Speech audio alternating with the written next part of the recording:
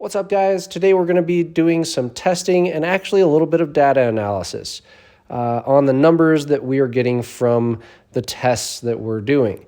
We're going to be testing the 365X as kind of our control for a traditional handgun against the MP5 clone, the PTR, and the CP33 to see what capability differences we get out of those.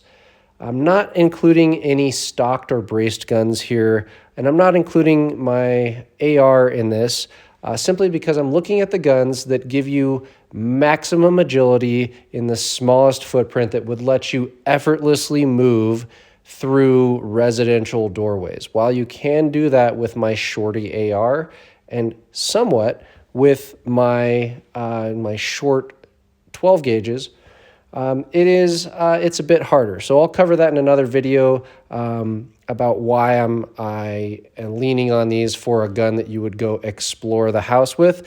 But here it is, guys. Before we get into it, though, I want to remind you, like, subscribe, hit the notifications bell, go in the description, check out Patreon, sign up at all access level, and you're going to get stuff that other people don't see. I'll talk more about that at the end of the video. For all of the tests that we're shooting today, we're going to be shooting it on an 8-inch steel plate. We're going to be doing 3 strings of 5 shots for each one of the guns that we're running. Today, we're going to start off with the 365X at 10 yards, shooting this freestyle, starting every run from a compressed averted muzzle. String 1.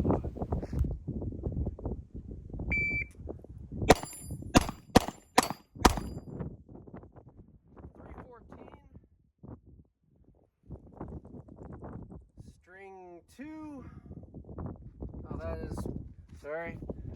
314. All in. To get as much value in the time that we have as possible, I'm going to superimpose the scores here on the bottom left of the screen and just talk over the shooting portion here. So you can see me shoot, you can see Randy shoot, you can see the hits. Maybe you can hear him. I don't know. But let's talk about what really matters here. This is how I'm scoring this. So we're doing 3 runs of each of this. So 3 runs per pistol per drill. What I'm doing is I'm adding up all of the time for those runs. I'm taking all of the hits of those runs and dividing them by the time. So what that's doing is giving us a simple hit factor. It's the same kind of scoring you see in USPSA matches. I'm not bothering to score these strings individually. We're looking for one lumped score anyway. So what you see in the bottom left is you'll see my name. So Rhett, we've got with the X, that's a 365X. We've got the 3 times there. The number to the right of that I've highlighted in red for this time is, so we've got X 1.51. That is a 1.51 hit factor for the hits that we made. So like, 13 to 15 hits for those 3 times altogether. The way that hit factor works, guys, if you aren't familiar, the greater the number, so the bigger the number is, the better the shooting is. So you're trying to get this as high of a hit factor as possible. And I think this is a really good way to compare these guns across these drills that represent really all of the skills that you would need once a gun is in your hand. So for the 365X, we've got a 151, a 1.9 for the MP5, and a 2.91 for the CP33 in my hands. Guys, those numbers, if you're a USPSA guy, those numbers should tell you a lot. Really, we are significantly better, double our capability with the CP33 as we are with the 365X at 10 yards, shooting, however we want to shoot, 2 hands on the gun. No constraints there. That's huge. But I know some of you guys are going to think, okay, well, of course it's better in your hands. You made this up. You do the training. You work with these guns a lot. And I understand that. That is why I also brought my buddy Randy out to the range, who he is a shooter. He is a trained shooter. And without going into too much detail, I'll say that he shoots at a high level compared to all of the other law enforcement, government agency, and military standards out there, because he is held to that level. So he's not bad with a pistol or a rifle. He is vaguely familiar with the CP33 platform, as I turned him onto that some months back. But still, for both of us, the vast amount of our training and reps is on a traditional 2 hands on the gun handgun, like a carry pistol. So he has never shot the MP5 cheeked before. He has minimal runs on the CP33. He has a large amount of runs on every kind of handgun you could think of.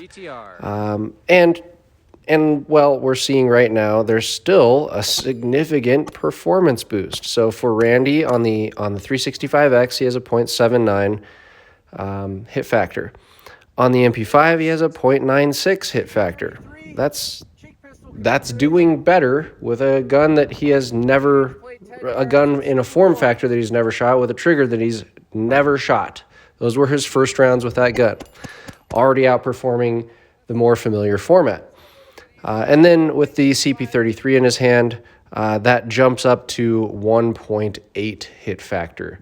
Again, we're seeing a doubling of the score there. So I feel confident in saying that most shooters, every shooter that I have encountered that I have looked at running the CP33 versus a traditional handgun of any size, is doing double the performance or twice as good with the CP33 as they are with a traditional handgun. The MP5 with the 9mm recoil there, so it's still doing better in both of our hands in this drill. That tells me that the CP33 is not doing better strictly because it is less recoil. Right? So we're talking about the same calibers out of different format guns, different ways to hold that gun. If you can hold a gun, pin it to the cheek, there's added capability, at least for this 10-yard freestyle or 10-yard offhand shooting. That's kind of big, guys. It's kind of a big deal. Same 8-inch plate. We're going to do the same 3 guns, 5 rounds per string with 3 strings for each gun. Again, we're going to be starting with the 365X from a compressed muzzle averted position. So we're starting at 25 yards here. I mentioned we are starting everything compressed muzzle averted position. Low ready, if you want to call it, or high ready if that muzzle is averted upward. I've heard you guys complain about, oh, that's not low ready. Guys, if you can see everything between you and your target and there is nothing there in front of you except for your target, if your muzzle is pointed below the feet of the target, the muzzle is averted. That's it. There's no degree standard for how much. It's just there's not a gun on that target.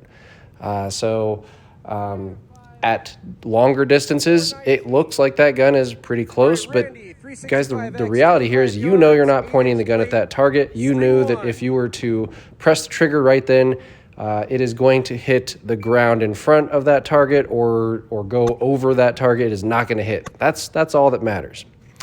All right, so again, we're doing the 365X, the MP5 clone, and then we're doing the CP33. Now, at these distances, things change a little bit, and I was interested to see this in the little bit of data that we have. So if you look at my scores, RET X, 365X, I have a 0.91 hit factor. When we go to the PTR, that is the MP5 clone, you'll see that I actually dropped down to a 0.83 hit factor. Not a huge decrease, but it is a decrease. And it is not explainable by some botched run or some outlier. That is my real performance there. What I attribute this to is, I guess I would split this into two things. I am less familiar with this platform. It is the newest gun in this style that I have been shooting, so I'm less accustomed to the trigger.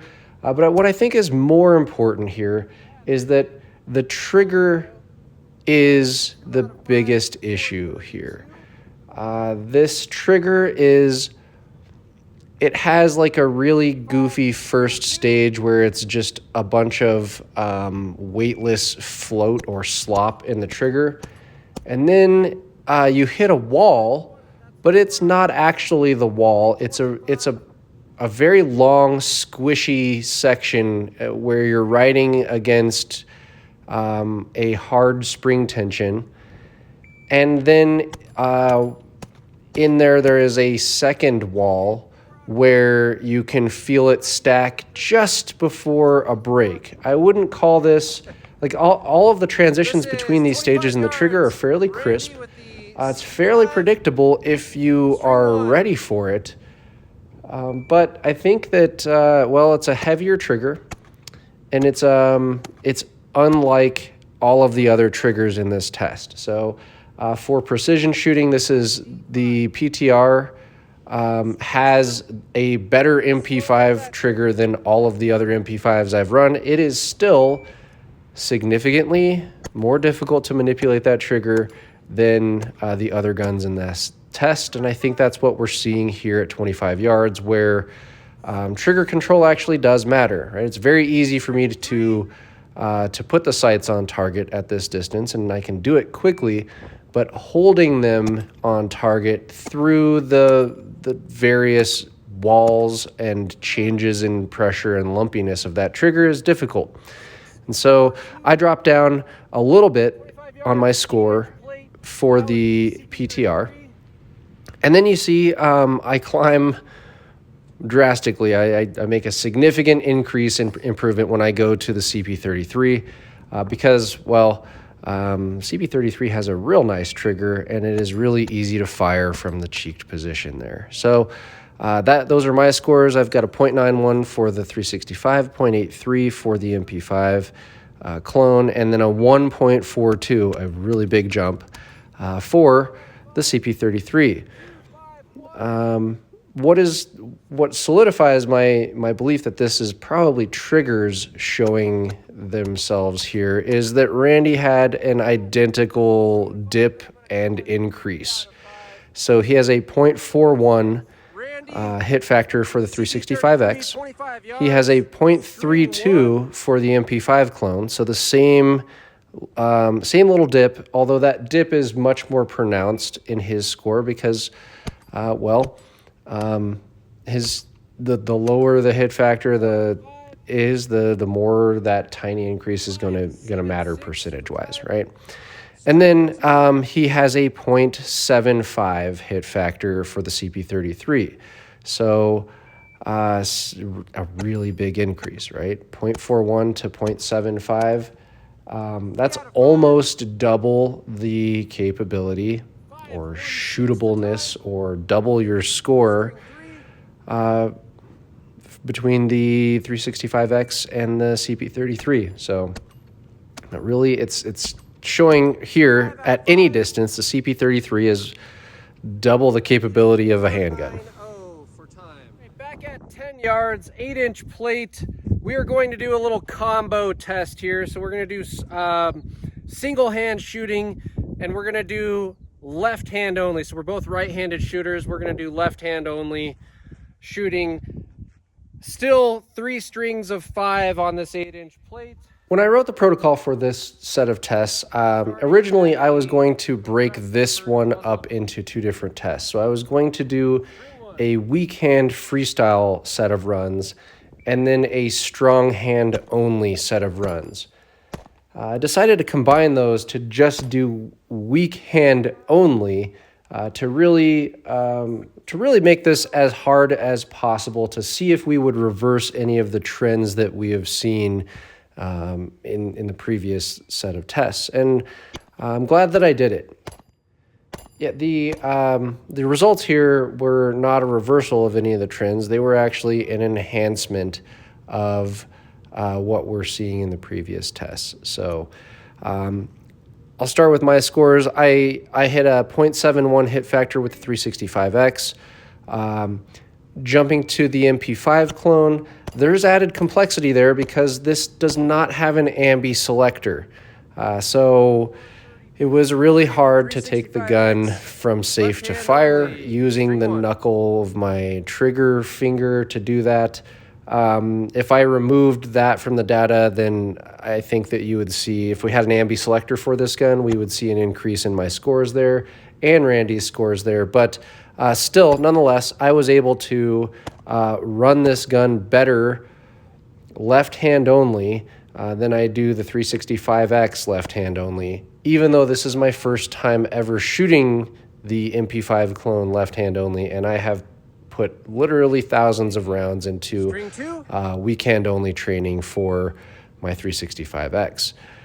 Moving on to the CP33, I saw another jump in skills there. No surprise there. It's a more shootable gun, and it has better ergonomics. And shooting with one hand from the cheek, well, right, that's kind of a little bit like shooting with two hands. Randy's scores are really interesting to me. This one's a big deal, guys. So Randy shoots less than me, but he is far from untrained. Randy has spent a lot of time shooting drills, strong hand and weak hand only. He's got a lot of rounds weak hand only with a traditional handgun. He's got a 0.21 hit factor with a 365X. And when he jumps to a platform that he has literally never shot before this day, and in a form factor and a technique that he has never used before this day, cheeking the MP5 left-handed only, well, he manages to triple his score. That's a big deal, guys. Think about that. He triple the performance by going to a gun that he's never shot before, shooting it in a way that he's never shot it before, from a 0.21 to a 0.58. So, yeah, there it is. And then he's able to significantly increase his score over that when he goes to the CP33, which he has some runs on, but I mean less. Well, maybe 100 reps at that. But yeah, that's a really big deal. That's a huge increase in capability. And people may say, oh, well, left hand only, especially with these guns, you're never going to see it. I beg to differ, guys. I beg to differ. Where you will see this is in slow clearing of structures, going to one hand and going to weird places to shoot. It's a thing. Just a side note, guys. Not getting hit in the face with brass. Not eating any more gas than I am shooting it right-handed. And the muzzle is returning roughly to where it was. Really, the only struggle there is that this is a front-heavy gun, so it's a workout on the wrist, but honestly, it's just fine, guys. Just fine. Left hand only, CP5, 10 yards. So the jump in capability that we see between going from a traditional handgun to something that you can put a cheek on, well, we know that it's a significant gain in capability at this point. We have enough shooters on enough different platforms to see, yes, that's a thing. You get benefits there. Now, one of the interesting parts here, though, is this single hand work. It really is quite meaningful when all of this shooting is applied to the environments where we are likely to use these style of guns. I know many people that must move through their house in the event of some home invasion or home defense scenario, like they've got to go fetch their kids or another loved one. They cannot stay in place and bunker in place. Well, having a gun that is small enough to get out of the way, and specifically having a gun that lets you shoot well while running the gun single-handed, that's a big deal, guys. And when you think about the environment that you're moving in, with a house with doors opening to the left side of the room, the right side of the room, the center of the room, and needing to navigate both in and out of those rooms, there's going to be a whole lot of times where you are going to need to be able to shoot a gun left-handed, or at least put a gun in a left hand and and try and line up a shot if you're trying to push a corner, pie a corner safely from some of these sides of the door. So I'm not real big on side swap stuff for long guns, and I've said that several times, and I'm still there with that belief, because those guns are too long to really push through a door anyway. So going to a left side or a right side is kind of a moot point when you have to completely disconnect the eye from the sighting system in order to move with the gun around the house. But these guns, pistols and cheek pistols, well, this matters. If I'm standing in the doorway and I want to quickly move into a room and be ready to immediately fire at, let's say, a bad guy that I heard, having an averted muzzle, but having the optic ready and the reticle in the peripheral vision of my eye, being able to actually see in my peripheral vision that I'm not flagging anyone because I can see the dot superimposed on the ground, in front of me.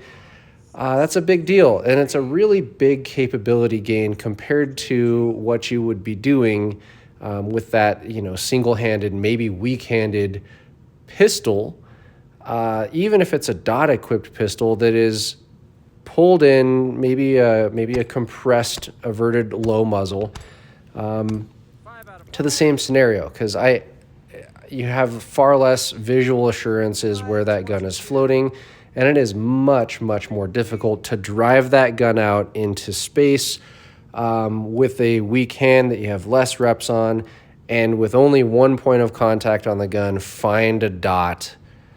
Yeah, that's a tall order. Whereas with the cheek pistols, it is, as we see in the data, just about as easy as shooting a traditional handgun with two hands on the gun. So yeah, big performance gain there, guys, and something I think you guys should think about. As always, I'm going to end this with a reminder. Please like, subscribe, hit the notification button, go to the link in the description for the Patreon link and go show me some love there. You want to support the channel, throw me a few bucks every now and then, and that lets me keep getting these new platforms to test and buying the ammo to shoot them so that you guys can see what I'm working on. Also, you sign up for Patreon at the all access level, you're going to get content that nobody else sees. So I'll tell you up there right now, I am going through my my hunting loadout, ultralight backpacking stuff, plus the gun, and we're going to be doing more stuff for you during my hunting trip this upcoming 2 weeks, so that you can see a little bit into my life there. All right, guys, thank you for sticking around for the longer video. As always, keep training, stay safe.